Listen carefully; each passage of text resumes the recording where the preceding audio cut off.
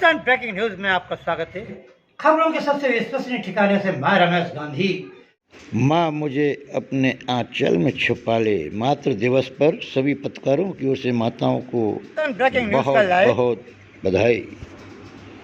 अशोक चांदना ने तारीफ की वरिष्ठ पत्रकार रमेश गांधी की और सम्मानित भी किया विशिष्ट पत्रकारिता के लिए और संगठन में योगदान देने के लिए। राजस्थान ब्रेकिंग न्यूज का लाइव प्रसारण कृषि विभाग के ऑडिटोरियम से राष्ट्रीय अध्यक्ष आनंद भार्गव ने भी किया सम्मानित गांधी आज को। पत्रकारों की जमात का महाकुंभ जयपुर पिंक सिटी के कृषि अनुसंधान ऑडिटोरियम में आयोजित हुआ। मंत्री अशोक चांदना मां सरस्वती ज्ञान सरस्वती वंदना कुछ गाना चाह रहे थे, पत्रकारिताओं यहाँ को पधारे। प्रदेश अध्यक्ष हरीश गुप्ता लेखन चलाने सिखाने वाली सरस्वती माता के दीप प्रज्वलित के साथ हुआ आगाज। अखिल भारतीय श्रमजीवी पत्रकार संघ के राष्ट्रीय अधिवेशन का मंत्री अशोक चांदना, राष्ट्रीय अध्यक्ष आनंद भार्गव, मुख्यमंत्री के ओएसडी साहब, पिंक सिटी प्रेस क्लब के अध्यक्ष मुकेश मीणा और श्रमजीवी पत्रकार संघ के प्रदेश अध्यक्ष हरीश गुप्ता ने माँ सरस्वती का दीप जलाकर आगाज किया सम्मेलन का। यूट्यूब चैनलों को भी मान्यता देगी सरकार।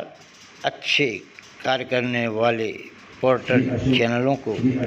बुजुर्गों की हमारे गांव में कहते हैं कि बुजुर्गों की तो मार पड़ने से भी हार्ट टच हो जाता है, उससे भी शुभाशीष ही मिलता है, क्योंकि चोट तो लगती नहीं है, शुभाशीष मिलता है। उन्होंने आपको हाथ लगा दिया, आपको शुभाशीष मिल गया।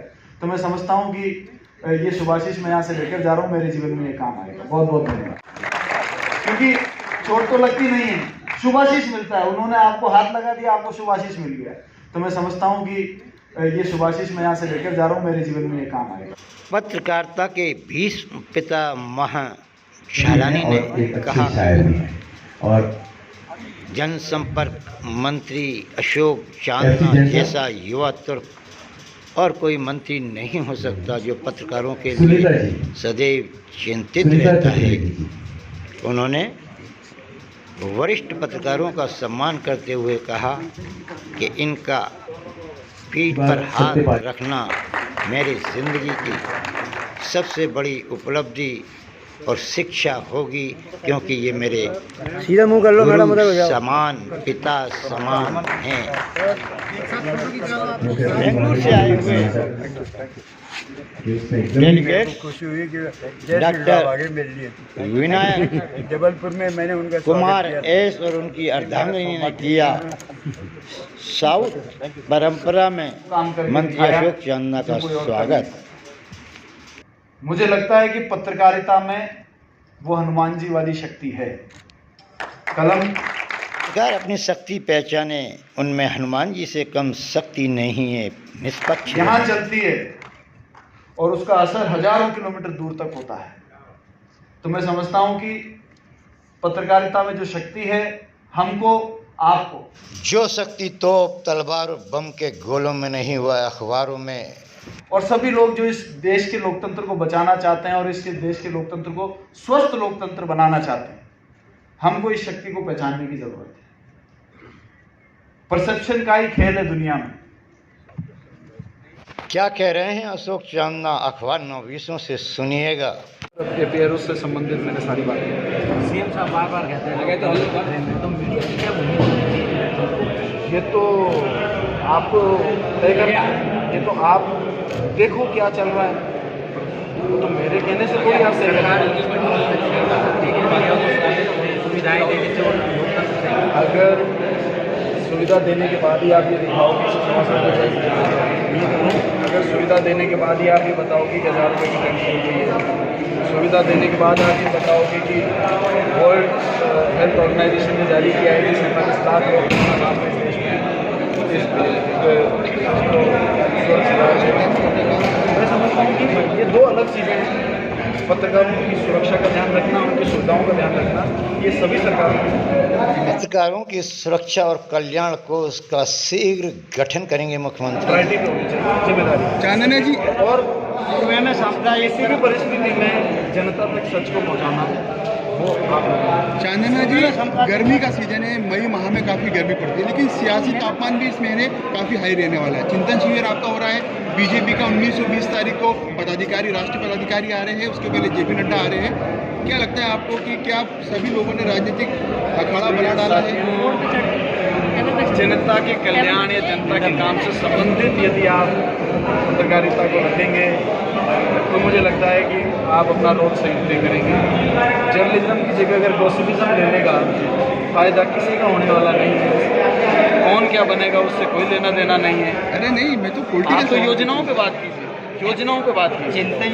चिंतन शिविर में क्या होने वाला है, जिस दिन होगा उस दिन से अप्लाई होकर आपके सामने आ जाएगा। क्या होने वाला है, ये मेरे जैसे चांदना जी, केवल बात इतनी सी है कि राजस्थान को ही दोनों प्रमुख दलों ने चुना, ये महत्वपूर्ण बात है। क्योंकि मैं समझता हूँ कि मुख्यमंत्री जी ने जो बजट के अंदर शानदार काम किया है उससे बीजेपी हिल गई है। मुख्यमंत्री के लोक कल्याणकारी बजट से भाजपा की जड़ें हिली और राजस्थान में उनको जमीन मिल नहीं रही है। कांग्रेस को गर्व है, दोनों ही पार्टियों के लिए ये अखाड़ा बन गया है। क्योंकि हर बार यहाँ पर एक पहले ऐसी प्रथा थी कि 5 साल ये 5 साल हो। इस बार पहली बार जमीन पर आप जाइए, कोई भी सरकार के काम की बुराई नहीं कर रहा है। तो बीजेपी को कोई मुद्दा मिल नहीं रहा है, इसलिए वो चिंतन कर रहे हैं कि कैसे हम इस जमीन को आते हैं। राजस्थान में आकर राजस्थान में जीतने की राह तलाशना पड़ती है उनको। राह नहीं, उनको और बहुत काम करने पड़ रहे हैं, वो आप भी देख रहे हैं पूरे प्रदेश में जीतने के लिए। लेकिन फिर भी गलत रास्ते से सही मंजिल पे कभी नहीं पहुँचेंगे। महंगाई एक बड़ा मुद्दा है जिसके ऊपर कोई चर्चा नहीं कर रहा बीजेपी की। आप भी नहीं कर रहे, बीजेपी की तरफ आप भी नहीं कर रहे। हम तो कर रहे थे, अभी तो पूछ रहे हैं आपसे। मैं इसीलिए कह रहा हूँ, महंगाई एक सबसे बड़ा नहीं, महंगाई एकमात्र आज की तारीख में भारत का महंगाई और बेरोजगारी 2 सबसे बड़े मुद्दे हैं। हम इसको छेड़ते भी हैं तो 3 दिन बाद आप उसको गायब कर देते हैं। मेरा आपसे निवेदन है कि इसी से आप लोगों को भी जूझना पड़ेगा, आपके आने वाले पीढ़ी को भी जूझना पड़ेगा। अगर ये आज हाथ से निकल गई बात तो आगे आने वाले समय में आपको कुछ बचेगा नहीं। महंगाई बेरोजगारी ही मुद्दा है। बाकी चिंतन शिविर में क्या होगा, बीजेपी के बोर्ड में क्या होगा, बीजेपी किसको लीडर प्रोजेक्ट करेगी, दिल्ली में क्या हो रहा है, उससे कोई लेना देना नहीं है। बेरोजगारी कैसे रुके और महंगाई कैसे रुके, केवल यही मुद्दा है। बीजेपी के मंथन में ये चीज होना चाहिए इशू। बीजेपी के मंथन यहाँ पर जो होगा वहाँ पर ये बीजेपी के मंथन में क्या होना चाहिए, महंगाई के ऊपर मेरा सब्जेक्ट नहीं। ये सर करौली जौनपुर में दंगे हुए हैं, तो क्या कहना है? उस पर यही कहना है, मैंने कह दिया कि राजस्थान में राज जा नहीं रहा है, तो इस प्रकार के गलत रास्ते से मंदिर जाने की तैयारी नहीं कर रहे हैं, कामयाब नहीं। था कि जो प्रांतों में अधिवेशन होता है इसमें जो कैंप फीस 500 रुपये प्रति सदस्य ली जाती है, इसे समाप्त किया जाता है। किसी सदस्य से कोई पैसा नहीं लिया। और आज राजस्थान में हम बैठे हैं, ना हरीश गुप्ता जी ने और ना फेडरेशन ने किसी से कोई सदस्यता शुल्क नहीं लिया। इसमें आपको गर्व होना चाहिए। दूसरी बात, राजस्थान सरकार से आप कहिए कि आपकी विधानसभा में पत्रकार दीर्घा होगी, पत्रकार दीर्घा समिति होगी, तो पत्रकार दीर्घा समिति के सदस्यों को एक ही एक कोना दोहराएं, उसमें भी सबको बराबर मौका दें और दूसरे प्रदेशों में साल में एक बार ले जाकर वहां की विधानसभाओं का दौरा करवाएं। पत्रकारों के हितों के लिए जीवन भर संघर्ष करूंगा। भी अपने विचार व्यक्त किए और प्रेस क्लब के अध्यक्ष। सफल सम्मेलन होने पर सबको साधुवाद, निःशब्द हूँ धन्यवाद। पत्रकारों के हित के लिए मुख्यमंत्री कृत संकल्पित, शीघ्र ही पत्रकारों को भूखंड मिलेंगे, मेडिकल सुविधा मिलेगी। पिंक सिटी की छटा देखकर देश विदेश से आए पत्रकारों ने तारीफ की। देश के कोने कोने से आए पत्रकार, विभिन्न प्रांतों के पत्रकार क्या कह रहे हैं, सुनिएगा। घटना बहुत अच्छा था। इधर हमारे जर्नलिस्ट को उतना फैसिलिटी गवर्नमेंट नहीं दे रहे। करण में बहुत लोगों ने मर गया है जर्नलिस्ट को, उसका कोई सुविधा नहीं दिया है। तारीफ की मुख्यमंत्री अशोक गहलोत की राजस्थान में बहुत सुविधाएं और मेडिकल सुविधाएं पत्रकारों को दे रही है सरकार। मध्य प्रदेश के मुख्यमंत्री शिवराज सिंह के राज्य में पत्रकारों को नंगा कर घुमाया जा रहा है। बिहार अच्छा होता है, लेकिन श्रमजीवी पत्रकार संघ के अध्यक्ष क्या कह रहे हैं, सुनिएगा। मैं आपको छोटी सी घटना हमारे दादा ने आपको, देवीचंद दादा ने आपको बताया।